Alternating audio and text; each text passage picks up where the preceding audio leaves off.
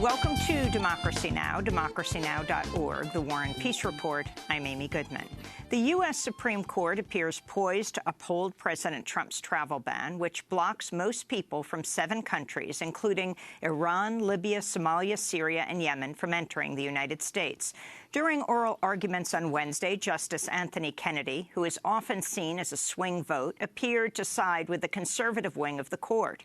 U.S. Solicitor General Noel Francisco argued the travel restrictions were not a, quote, so-called Muslim ban, and that the order fell within the president's executive authority.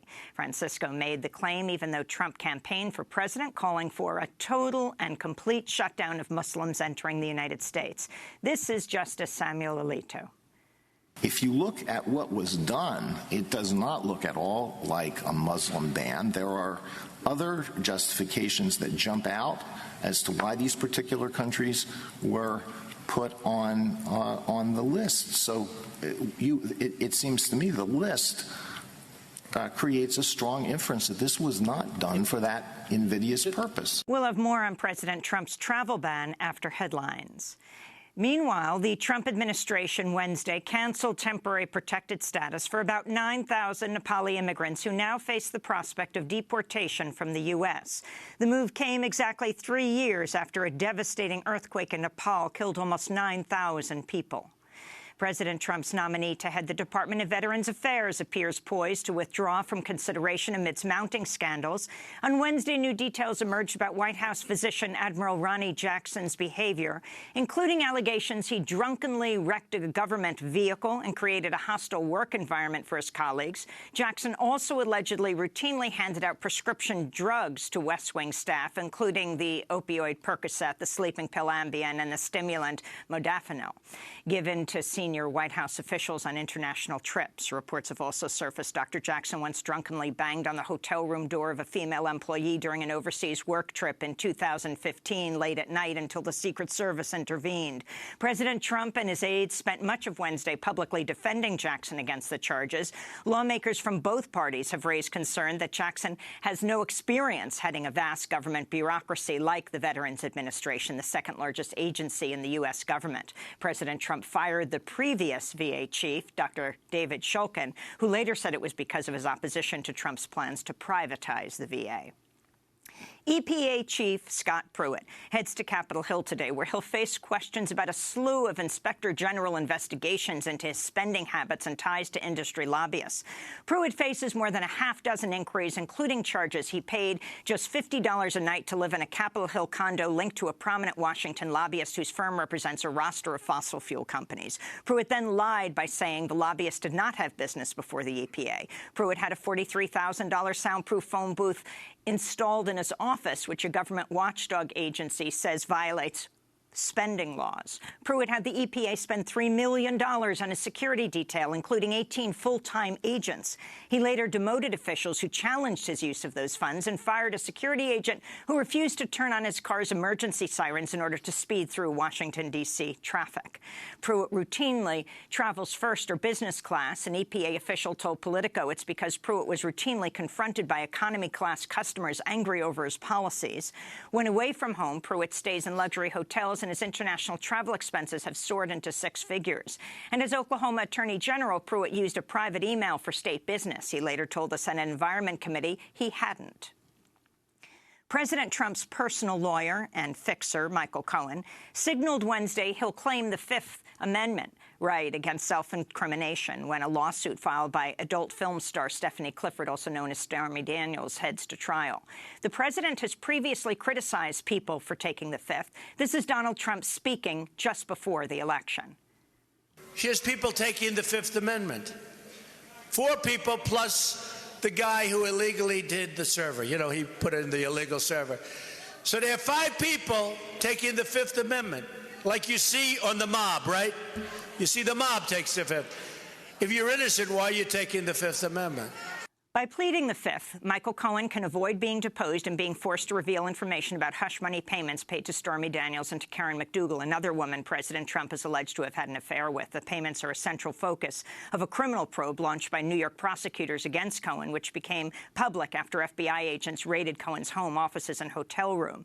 Court papers filed Wednesday show President Trump has offered to personally review documents seized by the FBI in that raid in Trump's latest bid to claim attorney-client privilege in order to prevent prosecutors from reading over the materials. French President Emmanuel Macron addressed a joint session of the U.S. Congress Wednesday, drawing a 3-minute standing ovation as he took the podium. Macron claimed the U.S. and France share the values of liberty, tolerance, and equal rights, and spent much of his 50-minute speech swiping at President Trump's policies on trade and the environment. He also urged the U.S. not to withdraw from the Iran nuclear agreement. I want to say that this agreement may not address all concerns, and very important concerns. This is true. But we should not abandon it without having something substantial and more substantial instead. That's my position. President Macron just signaled he believes that President Trump will withdraw from the Iran nuclear agreement before the deadline mid-May. In the Gaza Strip, Palestinian journalist Ahmed Abu Hussein died on Wednesday from wounds he sustained while covering protests against Israel's occupation. Hussein was shot in the abdomen April 13th, even though he was wearing protective gear, clearly marked press. He's the second Palestinian journalist killed since large-scale protests erupted in Gaza on March 30th. Earlier this month, Yasser Martaja was shot and killed by an Israeli sniper under similar circumstances. In Kandahar, Afghanistan, gunmen assassinated Afghan journalist Abdul Manan Argan on Tuesday as he was driving his car during the morning rush hour. Police say 2 attackers riding on a motorcycle fled the scene and remain at large. The killings already had a chilling effect on Afghan reporters. This is Abdul Sami of the media group Nai. Until the safety of journalists are guaranteed and the perpetrators of Abdul Manan's killing are arrested, we will not broadcast any news from the south of the country. The killing came on the same day officials met in the Afghan capital, Kabul, to discuss ways to protect journalists. The Afghan Journalist Safety Committee says last year was the deadliest yet for media workers, with 20 killed and scores more assaulted or threatened.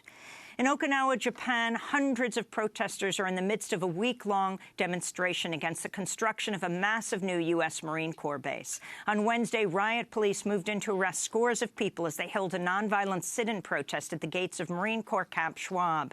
Activists in about 80 canoes and boats also held a protest offshore. Okinawan peace activists have fought for decades for the expulsion of U.S. troops from their island.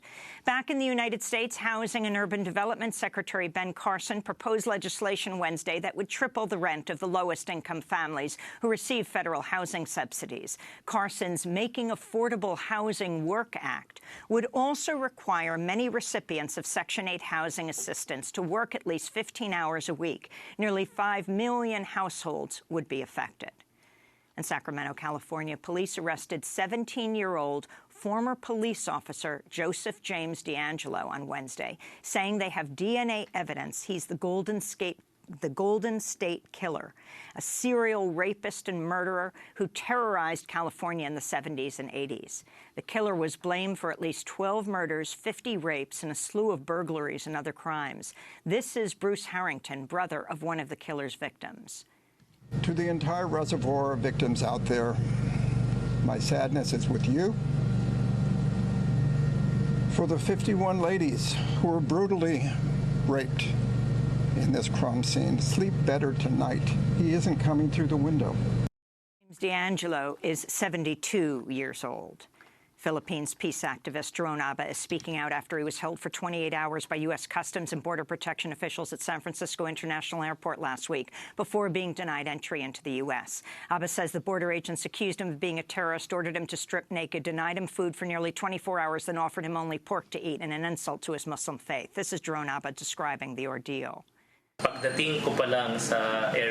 I arrived at the San Francisco airport, they immediately took me and handcuffed me. Then they interrogated me until they deported me back to the Philippines. They asked me again and again if I am a terrorist, if I am a communist. This I denied. I am not a terrorist. I am an activist. To tour the U.S. to speak out about Philippines President Rodrigo Duterte's bloody war on drugs, which human rights groups say has led to the extrajudicial killings of up to 8,000 people. President Trump has cited Duterte's drug policies favorably as part of Trump's push to bring the death penalty to drug dealers here.